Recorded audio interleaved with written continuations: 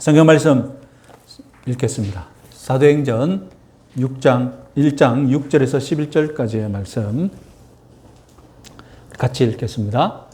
그들이 모였을 때에 예수께 여쭈어 이르되 주께서 이스라엘 나라를 회복하심이 이때니까 하니 이르시되 때와 시기는 아버지께서 자기의 권한에 두셨으니 너희가 알 바 아니요 오직 성령이 너희에게 임하시면 너희가 권능을 받고 예루살렘과 온 유대와 사마리아와 땅끝까지 이르러 내 증인이 되리라 하시니라. 이 말씀을 마치시고 그들이 보이는데 올라져 가시니 구름이 그를 가리어 보이지 않게 하더라. 올라가실 때에 제자들이 자세히 하늘을 쳐다보고 있는데 흰옷 입은 두 사람이 그들 곁에 서서 이르되 갈릴리 사람들아 어찌하여 서서 하늘을 쳐다보느냐. 너희 가운데서 하늘로 올려지신 이 예수는 하늘로 가심을 본 그대로 오시리라 하였느니라. 아멘. 지난주에 같은 본문으로 이스라엘의 회복과 종말론에 관한 말씀을 드렸습니다. 오늘은 1장 8절을 중심으로 말씀드리겠습니다. 자, 드디어 부활하신 주님이 제자들을 떠나려고 하십니다. 승천의 시간이 왔던 것입니다. 가만히 생각해 보면 부활하신 주님은 사도행전 1장 8절과 비슷한 교훈을 이미 하신 적이 있습니다. 자, 장소는 갈릴리의 어떤 산이며 마태복음 28장 19절 20절 말씀입니다. 같이 한번 읽어보겠습니다. 하늘과 땅의 모든 권세를 내게 주셨으니 그러므로 너희는 가서 모든 민족을 제자로 삼아 아버지와 아들과 성령의 이름으로 세례를 베풀고 내가 너희에게 분부한 모든 것을 가르쳐 지키게 하라. 볼지어다 내가 세상 끝날까지 너희와 항상 함께 있으리라. 마태복음은 이런 말씀을 전하고 있고요. 누가복음은 예루살렘의 모처에서 부활하신 예수님이 제자들에게 성경을 가르쳤던 일화를 알려줍니다. 누가복음 24장 46절에서 48절 말씀 같이 한번 읽어보겠습니다. 또 이르시되 이같이 그리스도가 고난을 받고 제3일에 죽은 자 가운데서 살아날 것과 또 그의 이름으로 죄사함을 받게 하는 회개가 예루살렘에서 시작하여 모든 족속에게 전파될 것이 기록되었으니 너희는 이 모든 일의 증인이니라. 자, 오늘 본문 사도행전 1장 8절의 말씀을 하신 장소는 감난산입니다. 자, 누가복음 24장 50절과 사도행전 1장 12절 말씀 같이 한번 읽어보겠습니다. 예수께서 그들을 데리고 베다니 앞에 나아가사 손을 들어 그들에게 축복하시더니 예수님 승천하신 다음에 사도행전 1장 12절 말씀 그들을 같이 읽겠습니다. 제자들이 감람온이라 하는 산으로부터 예루살렘에 돌아오니 이 산은 예루살렘에서 가까워 안식일에 가기 알맞은 길이라. 자, 부활하신 예수님의 교육 방침, 교육 핵심 초지일관입니다. 갈릴리의 어떤 산에서는 모든 민족을 제자로 삼으라고 가르쳤고 예루살렘의 모처에서는 죄사함과 회개의 복음이 예루살렘에서 시작하여 모든 족속에게 전파될 것이다 라고 말씀하셨습니다. 그리고 승천 직전에 다시 한 번 더 자세히 말씀하시는 것이 땅끝까지 증인이 되라는 말씀입니다. 우리는 먼저 제자들의 질문에 대해 예수님이 8절로 답하셨다는 사실을 주목해야 합니다. 제자들은 하나님 나라에 대해 질문했었죠. 사도행전 1장 3절을 읽어보시죠. 그가 고난받으신 후에 또 그들에게 확실한 많은 증거로 친히 살아계심을 나타내사 40일 동안 그들에게 보이시며 하나님 나라의 일을 말씀하시느니라. 부활하신 예수님이 제자들에게 40일 동안 하나님 나라의 일을 가르쳤다는 말씀입니다. 승천 직전에 하나님 나라에 대해 궁금한 것, 하나님 나라의 시간표를 제자들은 질문했던 것입니다. 문제는 제자들이 여전히 유대 중심적인 신앙을 고수하고 있었기 때문에 어떻게 질문했습니까? 유대 왕국의 회복에 대해 질문했었죠. 예수님은 7절에서 하나님 나라의 회복 시간표에 대해서는 알 필요가 없다라고 말씀하셨습니다. 하나님의 권한, 하나님의 능력으로만 알 수 있는 일이기 때문이다.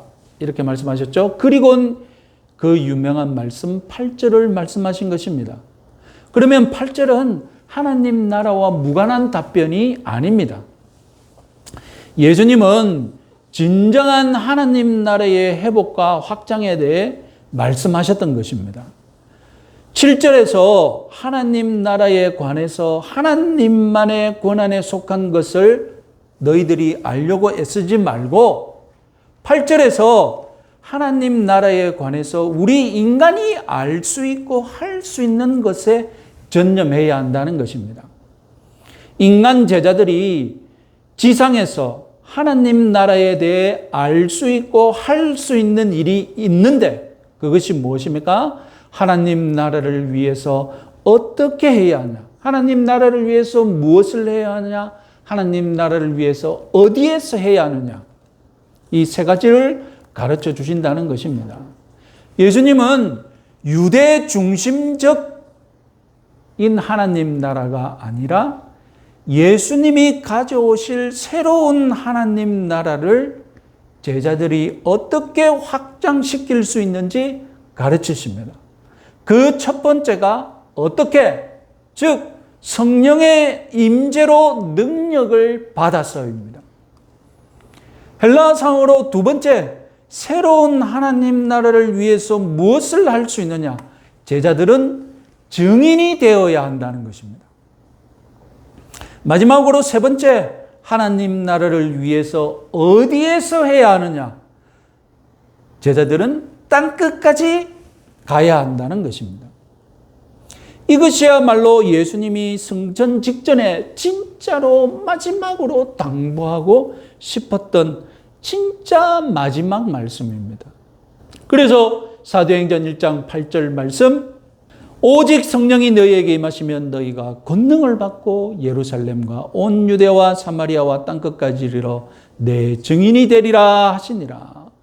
자, 오늘은 시간 관계상 먼저 성령과 권능에 대해서만 말씀해 드리겠습니다. 자, 첫째로 무엇보다도 우리가 알아야 할 것은 예수님이 가져오시는 하나님 나라는 성령이 임해야, 성령의 임재가 있어야 비로소 시작된다는 것입니다. 그러니 예수님이 가져오시는 하나님 나라를 위해 제일 먼저 해야 할 것이 무엇입니까? 당연히 성령의 임재를 체험하는 것입니다. 예수님이 가져오시는 하나님 나라는 성령의 임재가 없이는 불가능하기 때문입니다. 성령님이야말로 지금 이후 제자들의 삶에 절대적인 그런 분이시라는 것입니다. 인격적으로 말하면 예수님 같은 분이요. 실용적으로 말하면 힘이요, 에너지요, 권능이기 때문입니다. 예수님 자신이 공생애를 시작하실 때에 성령의 임재하심을 체험하시고 사역하신 분이지 않습니까? 요한복음은 예수님과 성령님과의 관계에 대해서 아주 귀한 사실을 보고하고 있습니다. 요한복음 16장 7절 말씀 같이 한번 읽어보겠습니다. 그러나 내가 너희에게 실상을 말하노니 내가 떠나가는 것이 너희에게 유익이라. 내가 떠나가지 아니하면 보혜사가 너희에게로 오시지 아니할 것이요 가면 내가 그를 너희에게로 보내리니. 예수님이 첫 번째 보혜사, 영어로 카운셀러고요. 성령님이 또 다른 보혜사, 카운셀러이신데 사도행전에서 성령을 예수의 영이라고도 부릅니다. 예수님은 자신이 하늘로 올라가고 대신에 성령님이 제자들에게 내려오시는 것이 제자들에게 더 유익하다라고 말씀하셨습니다. 왜 그러냐? 성령님이 제자들에게 권능을 주시기 때문입니다. 권능, 헬라어로 디나미스인데 이 단어에서 영어 다이너마이트가 나왔습니다. 디나미스, 다이너마이트. 20세기 관점으로 거꾸로 해석해보면 이 권능이라는 것은 폭발력 있는 힘이 된다는 그런 셈이 되는 거죠. 제자들은 예전에 예수님의 권능을 받은 적이 있습니다. 마태복음 10장 1절 8절 말씀 같이 한번 읽어보겠습니다. 예수께서 그의 12 제자를 부르사 더러운 귀신을 쫓아내며 모든 병과 모든 약한 것을 고치는 권능을 주시니라. 병든 자를 고치고 죽은 자를 살리며 나병한 자를 깨끗하게 하며 귀신을 쫓아내되 너희가 거저 받았으니 거저 주라. 그런데 무슨 일이 벌어졌겠습니까? 제자들이 잘 활용했겠습니까? 마가복음 9장 17절 말씀 같이 한번 읽어보겠습니다. 귀신이 어디서든지 그를 잡으면 거꾸러져 거품을 흘리며 이를 갈며 그리고 파리해지는지라. 내가 선생님의 제자들에게 내쫓아 달라 하였으나 그들이 능히 하지 못하이더이다. 무슨 일이 벌어졌습니까? 제자들이 예수님께 받은 권능을 활용하는데, 써먹는데 실패했던 것입니다. 예수님도 제자들의 실패를 잘 아십니다. 그래서 이번에는 성령님이 제자들 속에 임재한 후 성령님이 권능을 주시는 것으로 변화를 주신 것입니다. 이 방법이 제자들이 실패 없이 예수님의 권능을 사용할 수 있는 새로운 방법이었던 것입니다. 자, 여기서 제자들이 성령의 임재를 누리는 것, 성령이 임재하시는 것을 구체적으로 그것이 무엇이냐? 그래서 성경의 독자들이 이해하는데 그 해석과 적용에 있어서 논쟁이 있습니다. 간단하게 한번 정리해 보겠습니다. 자, 성령의 임재는 사도행전 1장 5절에서도 이미 예고되었습니다. 그때는 무엇이라고 했느냐? 같이 한번 읽어보겠습니다. 요한은 물로 세례를 베풀었으나 너희는 몇 날이 못되어 성령으로 세례를 받으리라 하셨느니라. 성령으로 세례 받는다라고 표현했습니다. 오순절 성령 강림을 성령으로 세례를 받는다. 이것은 누가복음 3장 16절에서도 이미 말씀한 세례 요한이 사용한 표현이죠. 같이 한번 읽어보겠습니다.